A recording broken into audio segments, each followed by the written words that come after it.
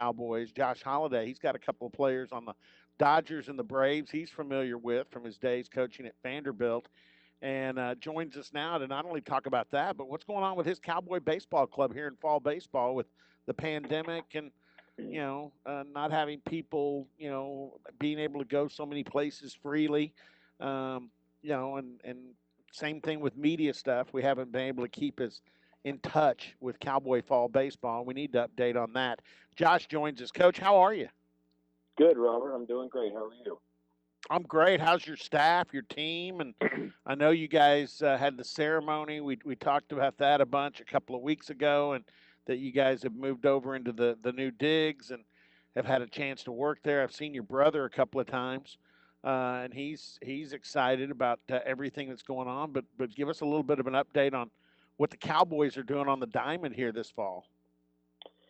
Well, we're very fortunate. We've had a good fall practice plan. Um, we were able to get the kids here and get them all tested in, and that process was handled great by the school. I was really impressed at how well our sports medicine and universities handled all these new challenges, and we got off to a good start. We've been able to carry that all through September and into October.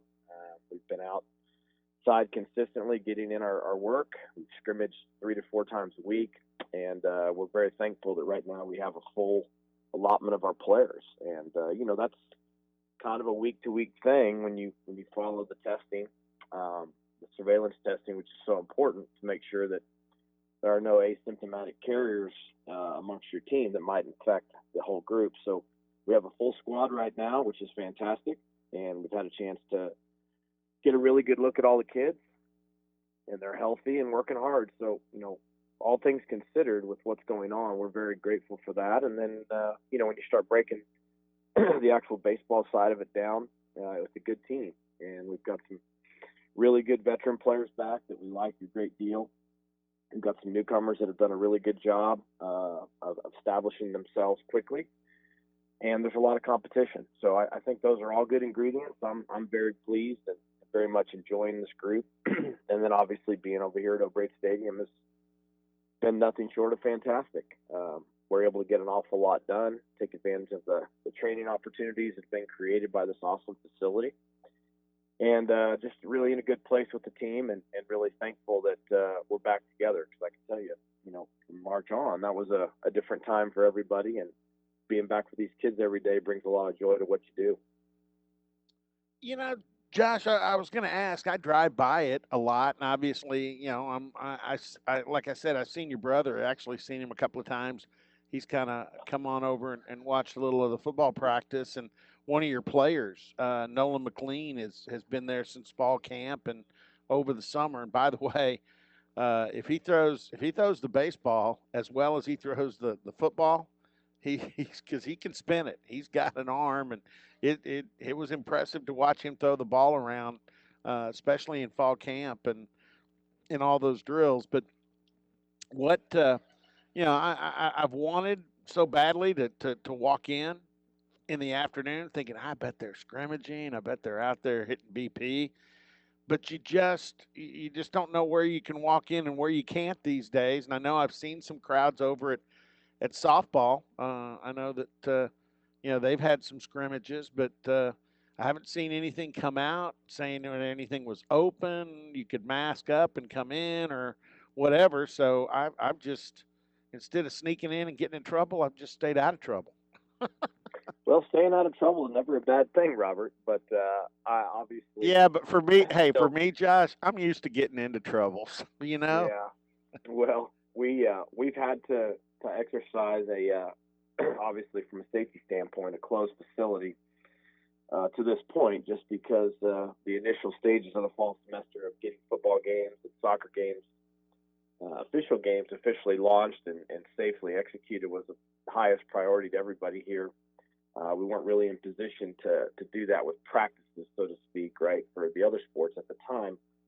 If we're able to get to a point where we can open the stadium for the last 2 or 3 weeks of the fall, that's certainly something we would advertise and get out to our fans. Nobody wants to see the OSU people out here more than we do, especially to see the excitement they'll feel when they walk in the stadium and gets them, thinking about the spring. But, really what we've tried to do, and I think what we've been successful doing, has been trying to create those very controlled bubbles. The kids obviously are going to class.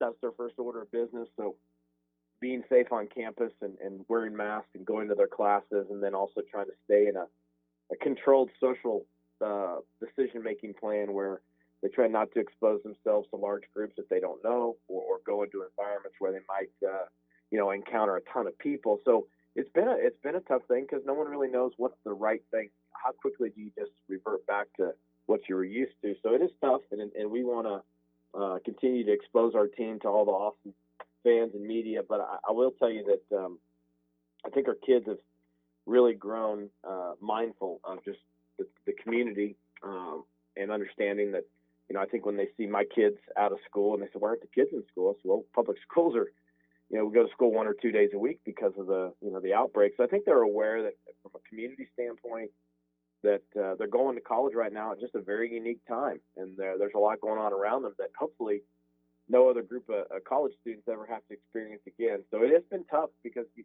do want to have that free flow of interest and free flow of friends and program members coming through, whether it's ex-players, alumni, media, or just those loyal fans that are looking for something to do on a sunny day. But if we get to where we can open the gates comfortably, we certainly will do that.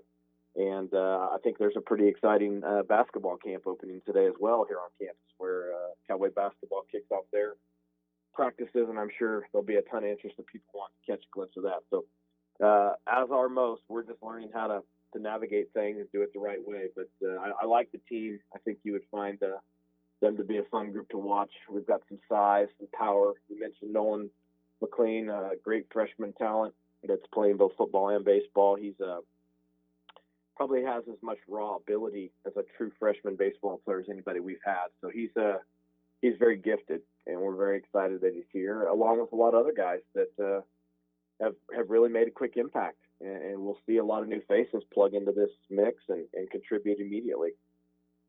Yeah, you did have a tremendous recruiting class that probably hadn't, gotten their due in the media so forth or so far because of everything that's going on. And I think we're well aware of that. And I just got an idea when you mentioned the basketball because they're going to stream their first practice today with Mike Boynton wired up and mic'd up, and they're just going to stream that on OKState.tv for all the fans to tune in and watch on internet, on computer.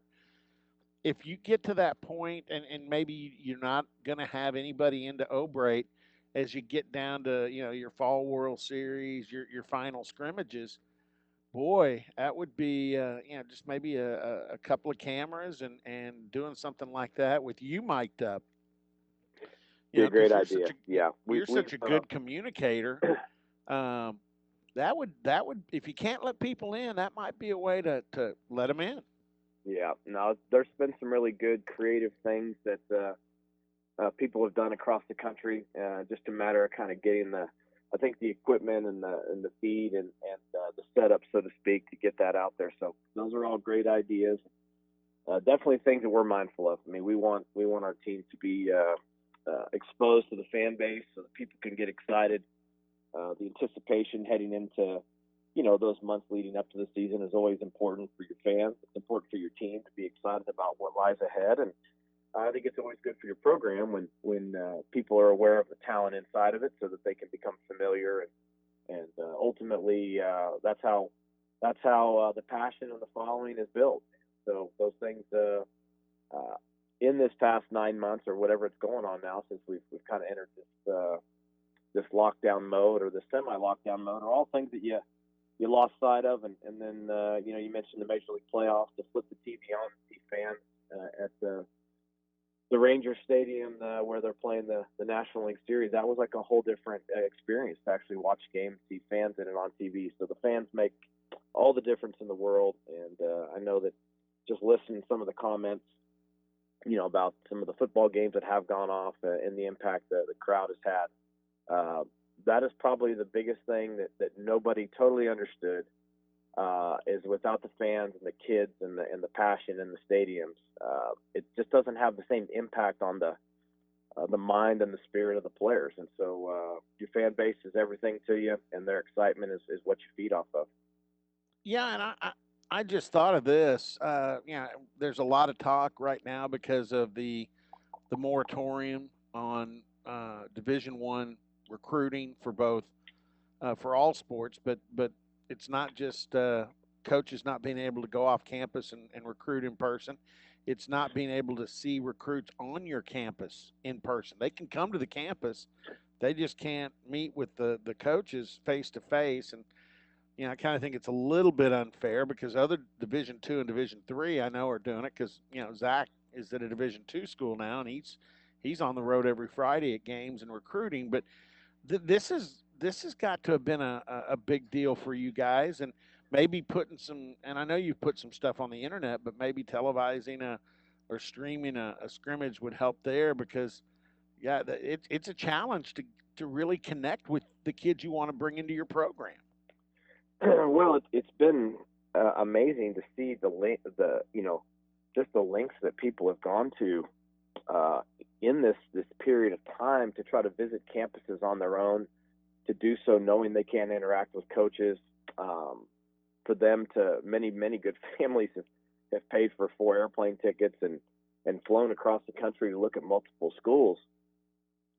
And when you see how the world continues to go forward, especially in the recruiting process, yet it does so with these massive restrictions, it's kind of sad because there was no greater joy than to meet a kid and his parents face to face, to sit down with them, to spend a weekend in Stillwater with them, to take them to a football game, to introduce them to our players, and just do the things that made a recruiting weekend such a great experience. And ultimately, I think is so big for us in Stillwater because once people get here, uh, so many times they had no idea they would fall in love with it, and the visit can sometimes very much seal the deal when you get people here. So, yeah, that has been no doubt very very strange, and we've done a lot of different things to try to get the message out, communicate with people.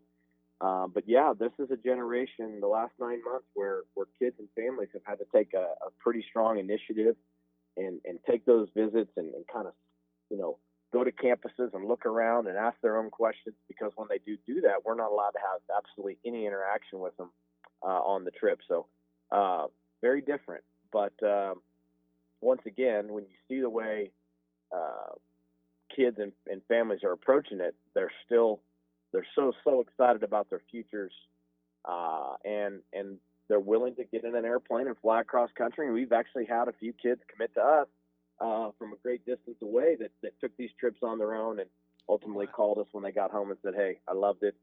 I'm going to be a Cowboy." So we continue to evolve and adjust as things play out, but a lot of things going on that I never thought I would have ever seen before.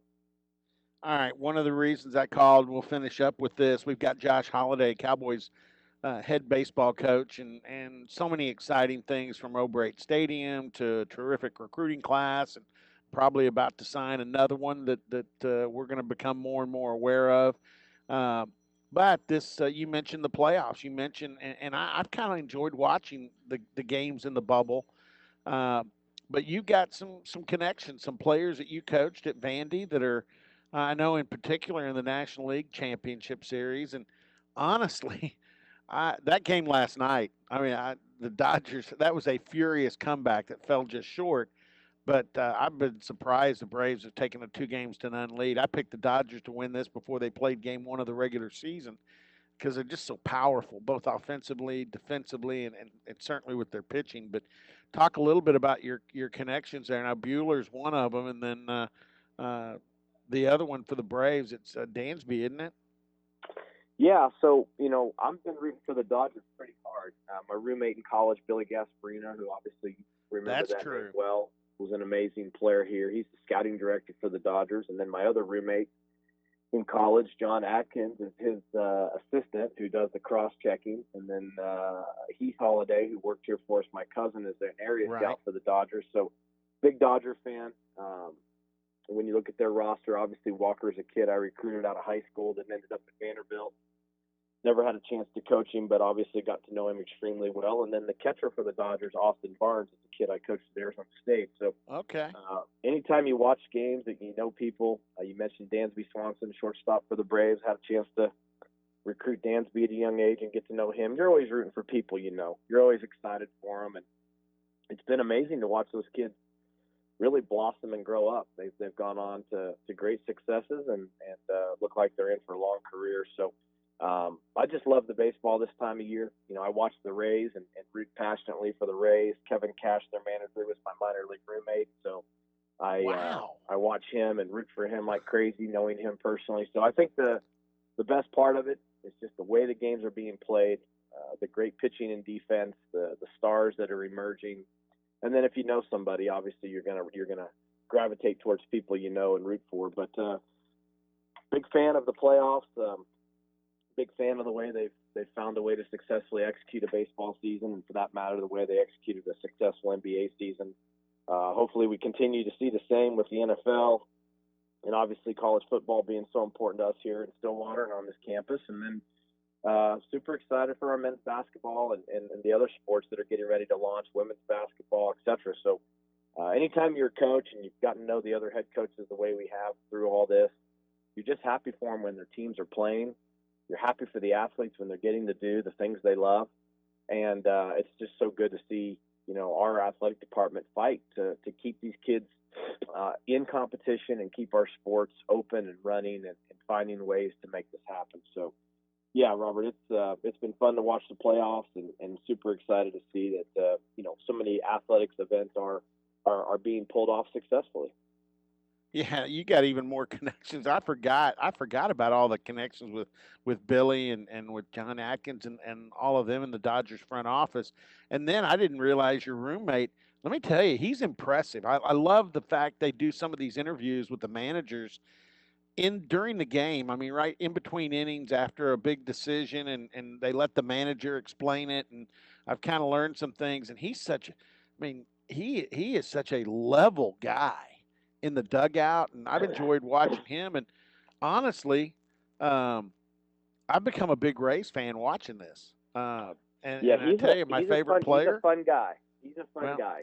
Kevin was a great roommate in the minor leagues. We had many a late night conversation about baseball and a lot of laughs. And I kind of knew he had that personality to do something one day with a group. He has that ability to relate to all types, and he's funny and uh, great knowledge of the game. And you know, he went on and played in the major leagues. I got out of pro ball pretty quick to come back to college and kind of build the life I envisioned for myself. He stayed in pro ball, played in the major leagues for a while, but he had great mentors. He studied and coached under Terry Francona, who everybody holds in the highest regard, and he had time with John Farrell as well, a former Cowboy and big part of you know, the Red Sox success, and John was obviously a part of my college experience having coached here. So, you know, when you meet good people throughout the game, I'm sure in the world of football you've come across countless people that have moved on, and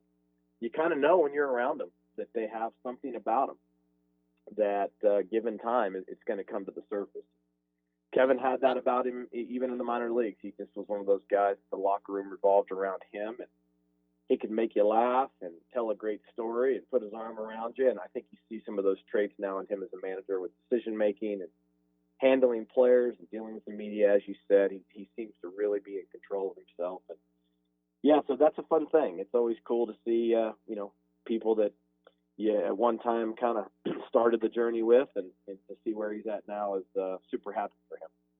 wow, that's incredible. And Diego Castillo, his closer, I'm a huge fan. I mean, that guy is money.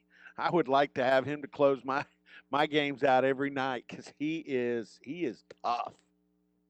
Well, you're seeing pitchers do things with the ball that, you know, I don't know that we've obviously had a generation of amazing pitchers through the major leagues dating back to forever ago. But just to see this many guys now throw with this type of velocity, the different arm angles and the different sizes of the pitchers that you're seeing come into the games, I think the Rays throw the most different looks at you. I Tall agree. guys, sidearm guys, guys throwing 100 miles an hour. I mean, there's just so many different looks that the pitchers are throwing at the hitters. It's really fascinating, and there's just some amazing talent on the field. And I think this is for baseball fans.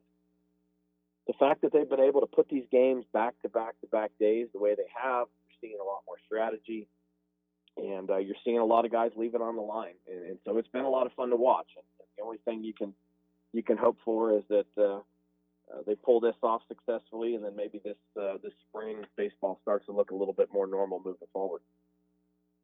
Josh, let us know what you've got planned as you guys finish up your fall campaign, and we'll be in tune and looking forward to any glimpse we can get of your guys and of the great new facility. But appreciate catching up, and yeah, I can see where you're going to be tuned in all the way through the World Series with your connections. That's pretty cool. So I appreciate it.